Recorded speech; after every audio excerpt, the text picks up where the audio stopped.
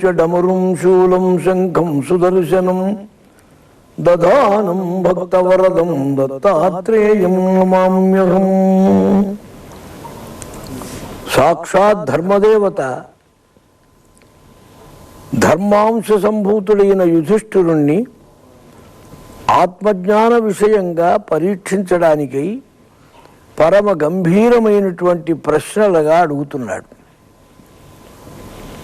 చాలా ఆంతర్యమైన ప్రశ్నలు, లోకదృష్టిలో సాధారణంగా కనపడే మాటలుగా ఉన్నాయి. చాలా లోతుగా వేదాంత శాస్త్రం యొక్క గాంభీర్యం అంతా ఈ యక్ష ప్రశ్నలు అనే ఘట్టంలోనే కనపడుతుంది. యజ్ఞమునకు యజుర్వేదము సామవేదము ఎలా ముఖ్యమో, ఈ మనస్సు ప్రాణం అనేటువంటి వాటిని నిరోధించడం అనేటువంటి జ్ఞానయజ్ఞముందు ఈ రెండూ ముఖ్యం. మనోనిరోధన, శమదమాది సంపద, అలాగే యోగాభ్యాసం, ఈ రెండిటి చేత ఆత్మజ్ఞానానికి కుదురుగలుగుతుందని సమాధానాలు చెప్పాడు. ఇప్పుడు యక్షుడు అడుగుతున్నాడు మరొక విచిత్రంగా, కిం స్విదాపవతాం శ్రేష్టం కిం స్వితు నివపతాం వరం కిం స్వితు ప్రతిష్ఠమానానాం కిం స్వితు ప్రవపతాం వరం.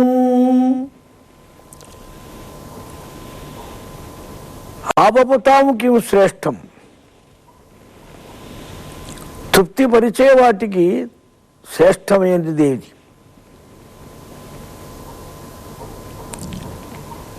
పడేటువంటి వాట్లల్లో, తృప్తి చేసేటువంటి వాట్లల్లో ఏది శ్రేష్టమైనది? స్థితిని కావాలా అనుకునే వారికి ఏది ముఖ్యం? ప్రసవించే వారిలో శ్రేష్టమైనటువంటిది ఏది? సాధారణంగా కనపడతాయి. ధర్మరాజు చెబుతాడు, వర్షమాపతాం శ్రేష్టం ఆపపతాం శ్రేష్టం బీజం నివపతాం వరం గావః ప్రతిష్ఠమానానాం పుత్రః ప్రసవతాం వరః. ఆత్మజ్ఞాన సాధనము అయినటువంటి వేదాంత శాస్త్ర విషయాన్ని చక్కగా సహేతుకంగా ససాధనంగా ప్రశ్నలకు తగినట్లుగా సమాధానం చెబుతున్నాడు ధర్మపుత్రుడు. శమదమ సమాహిత చిత్త సంపద, ప్రాణమును జయించడం, ఈ రెండూ కూడా చాలా ముఖ్యం జ్ఞానయజ్ఞంలో. ఈ రెండూ చెయ్యలేని వారు ఏం చెయ్యాలి? ప్రాణజయం అంటే సాధారణమా? అలాగే మనోజయం సాధారణమా? శమదమాది సంపద అందరూ కావాలనుకుంటే దొరుకుతుందా? దీనికి ఏం చెయ్యాలి ముఖ్యంగా అంటే సమాధానం ఇది. దేవతల్ని సంతోషపెడుతున్నారు మానవులు. దేవాన్ భావయతానేన తే దేవా భావయంతువః పరస్పరం భావయంతః శ్రేయఃపరమవాప్స్యత. గీతాశాస్త్రంలో శ్రీకృష్ణస్వామి వారు చూపిస్తారు. కింది నుంచి పైకి పంపిస్తున్న మానవులు పైకి దేవతలకు సంతోషం కల్పిస్తారు. ఊర్ధ్వవర్షిణః మానవాః అధోవర్షిణః దేవాః అన్నారు. కింది నుంచి పైకి ఎగుమతి చేయగలిగిన శక్తి గలవారు మనుష్యులు. మనం చేసే యజ్ఞములు, హవ్యములు, ఇక్కడ చేసే వ్రతములు, తపస్సులు, వీటన్నిటినీ కూడా దేవతలకు పంపిస్తున్నాం పైకి. ఈ దేవతల్ని తృప్తిపరిస్తే ఏమిటి ఉపయోగం అన్నారు దీనివల్ల? వర్షము. వర్షము అగ్రౌ ప్రాస్తాహుతి సమ్యగ్ ఆదిత్యం ఉపతిష్టతే ఆదిత్యాత్ జాయతే వృష్టి వృష్టేరన్నం తతః ప్రజాః అన్నారు. అగ్నియందు వేసినటువంటి హోమాదులు, హవ్యములు ఉన్నవే, హవిస్సులు, ఆదిత్యముపతిష్టతే సూర్యమండలానికి చేరుతాయి. అక్కడి నుంచి యాభిరాదిత్యస్తపతి రశ్మిభిస్తాభిపర్జన్యో వర్షతి.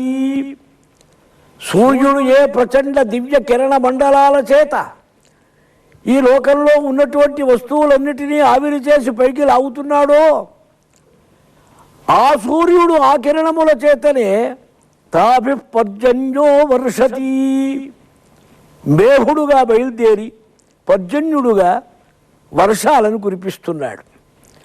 వర్షం వల్ల ఏమిటి? సమస్తమైనటువంటి సస్యములు, వృక్షములు, ఫలములు, సమస్తమైనటువంటి జీవరాశికి కావలసిన ఆహారం అంతా పుడుతున్నది. వృష్టేరన్నం తతః ప్రజాః. వృష్టి వల్ల ఏమవుతుంది? అన్నం కలుగుతుంది. అద్యత అన్నం, సమస్త భూతాలకు ఆహారం దొరుకుతుంది. ఈ భూతాల యొక్క ఆహారం వల్ల సమస్త జగత్తు కూడా శ్రేయస్సు పొందుతుంది. దేవతల్ని మనం సంతోషపెట్టడం వల్ల మనకు యజ్ఞాది క్రియల చేత, దేవతలకు ఇచ్చే ఆవిర్భాగముల చేత అమూల్యమైన అపూర్వమైనటువంటి వర్షం అనేది బయలుదేరుస్తున్నది. నివపతాం. అలాగే పితృతర్పణాదులు చేస్తున్నారు, శ్రాద్ధాదులు పెడుతున్నారు. ఈ శ్రాద్ధాదులు పెట్టడం వల్ల పితృదేవతలను తృప్తిపరుస్తున్నారు. దీనివల్ల ఏమవుతుందన్నారు? బీజం క్షేత్ర ఆరామ వృక్ష సమస్త జగత్తు కూడా చక్కగా సంపద సంపాదిస్తుంది. పితృదేవతల పూజతో ఆయుః ప్రజ్ఞాం ధనం విద్యాం స్వర్గం మోక్షం సుఖాన్ని చ ప్రయచ్చంతు తథా రాజ్యం ప్రీతాస్తుభ్యం పితామహ. పితృదేవతలు అనుగ్రహిస్తేనే మనకు ఆయుష్యం పెరుగుతుంది, ప్రజ్ఞ పనిచేస్తుంది, ధనం కలుగుతుంది, విద్యలు వస్తాయి, స్వర్గం కలుగుతుంది, మోక్షం సుఖాలు, రాజ్యము, సమస్త ఐహిక ఆముష్మిక ఈ జగత్తులో కనపడంది సర్వం కూడా పితృదేవతలు సంతోషపడితే కలుగుతాయి. వారు ఆగ్రహిస్తే ఈ మొత్తం కూడా మనకు వ్యతిరేకమైపోతుంది. పితృదేవతల యొక్క అనుగ్రహం సంపాదించడం పితృతర్పణాదుల చేత కలిగేటువంటి మహత్తరమైన ఫలం అన్నాడు. ఇక్కడ ప్రతిష్టమానానాం, ఇక్కడే ప్రతిష్టను కోరేటువంటి వారు, స్థితిని సంపాదించగలిగిన వారు, ఈ కోరుకున్న వారికి ఏమిటి ముఖ్యం? గావహ, గోవులన్నారు. గో సంపద వల్ల సమస్తమైనటువంటి సంపదలు కలుగుతాయి. సంపన్నం గోషు సంభావ్యం, సంపన్నం బ్రాహ్మణే తపః, సంభావ్యం జ్ఞాతితో భయం. విదురుడు నీతిలో చెబుతాడు, ఆవు ఉన్న చోట ఐశ్వర్యం ఉన్నట్లు లెక్క. ఏ దేశాల్లో ఆవులు సమృద్ధిగా ఉంటావో, గోసంపద చక్కగా ఉంటుందో అక్కడ సర్వ సంపదలు ఉంటాయి. అజ్ఞాతవాసంలో 13వ సంవత్సరం పాండవులు గడపడానికి ఎక్కడ ఉన్నారు పాండవులు?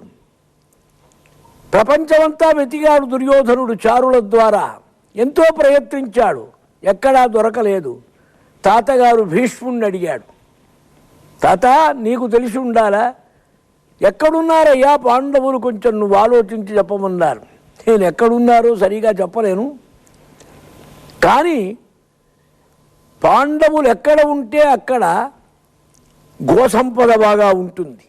పాండవులంటే ధర్మరాజు, ధర్మరాజు అంటే ధర్మం. ఎక్కడ ధర్మం బాగా ఉంటే అక్కడ గోవులు కనపడతాయి.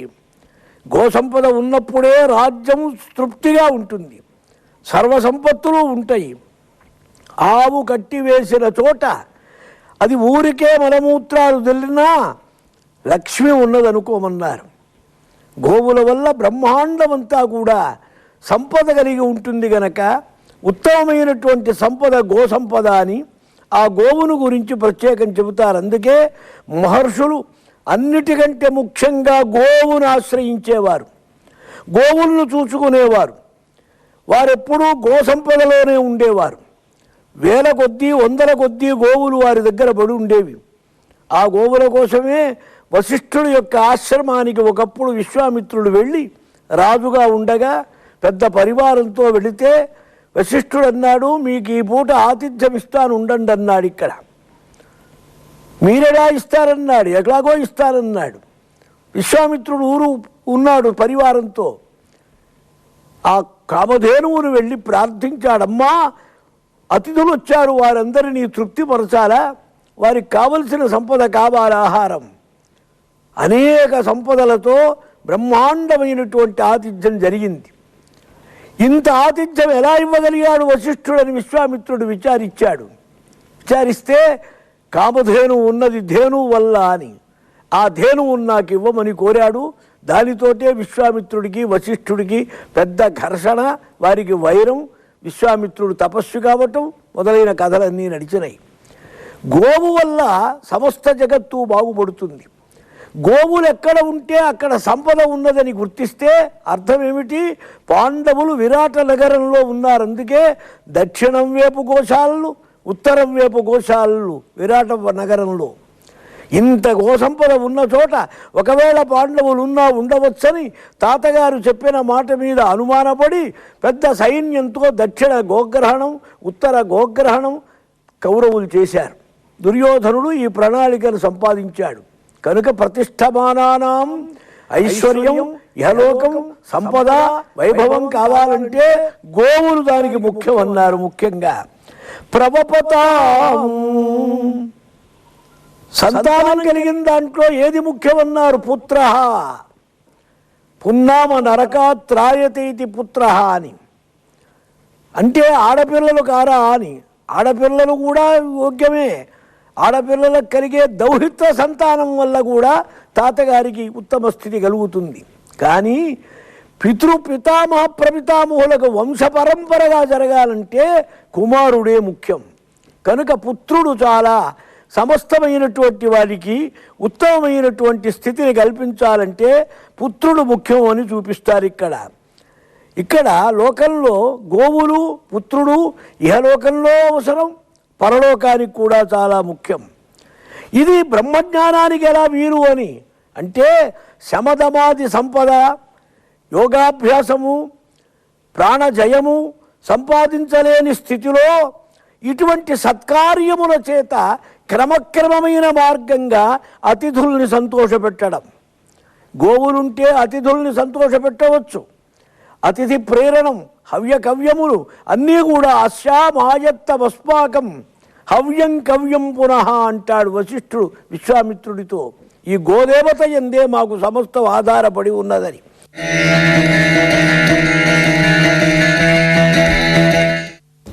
మన సంస్కృతి సౌరభాలను ప్రపంచవ్యాప్తంగా పరిఢవిల్లజేసే వేదాలు, ఉపనిషత్తులు, పురాణాల అంతరార్థాలను పరిపూర్ణంగా అర్థం చేసుకునేందుకు ఒక అంశాన్ని ప్రత్యేకంగా ఎంచుకుని అందులో మీరు సంధించే సందేహాలకు విజ్ఞులు, పెద్దలు, విషయ నిపుణులు సహేతుకమైన సమాధానాలు అందిస్తారు. ధర్మ సందేహాలు ప్రత్యక్ష ప్రసారంలో.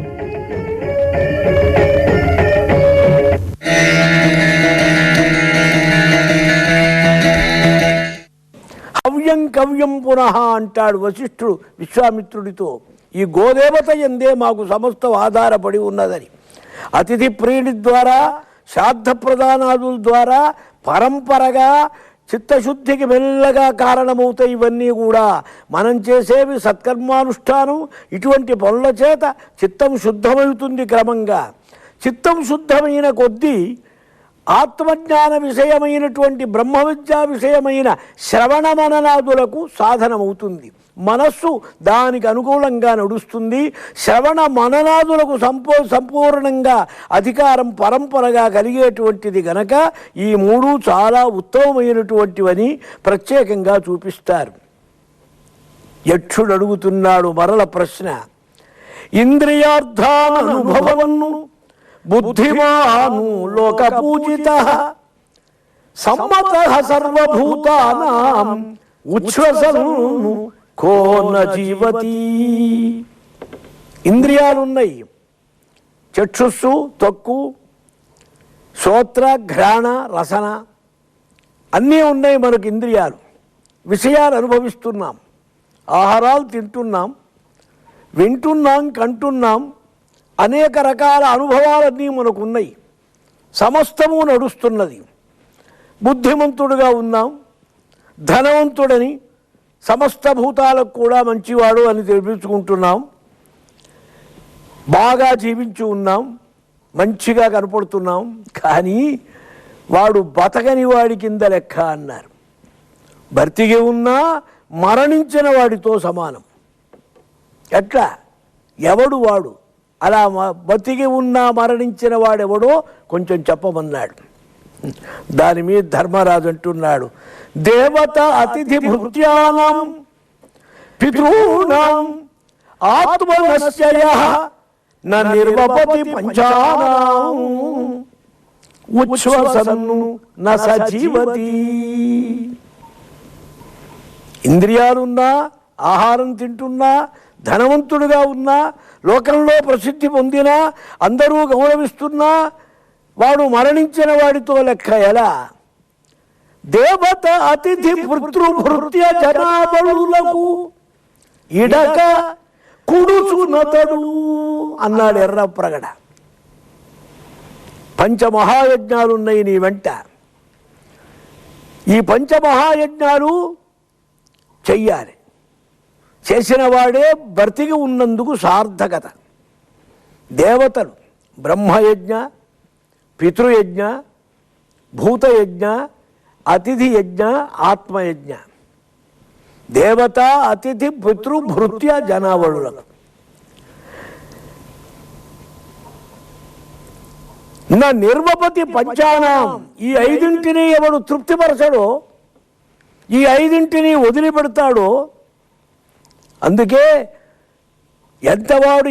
ఎవడు ఎంత సంపాదించినా తను ఆర్జించిన విత్తాన్ని 5 భాగాలు చేయమన్నారు. పంచధా విభజన్ విత్తం, 5 భాగాలు చెయ్యి. ఇందులో 1 భాగమే నువ్వు ఉపయోగించుకోదగింది.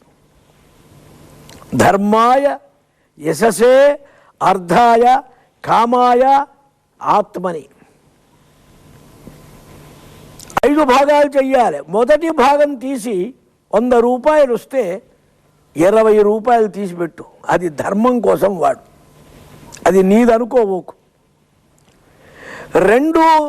ఇంకో 20 యశస్సు కోసం, ప్రతిష్ట, లోకంలో కొంచెం చెప్పుకోవటానికి వీలుగా, అది కూడా మానవుడికి జీవనహేతువే. ఇక 3వది ఈ ధనంతో మరల ధనం పెరిగేటట్టు, వ్యాపారము, పెట్టుబడో, ఇంకొకటో మరొకటో, అర్థం కోసం, అర్థవృద్ధి కోసం. ఇక 4వది నీ కుటుంబం కోసం వాడు. ఇక 5వది ఉందే కామాయ, నీ అనుభవం, నీ భోగం, నీవు శరీరం బాగుంటానికి, నీవు ఆరోగ్యంగా ఉండటానికి 5 భాగాలు చేయమన్నారు.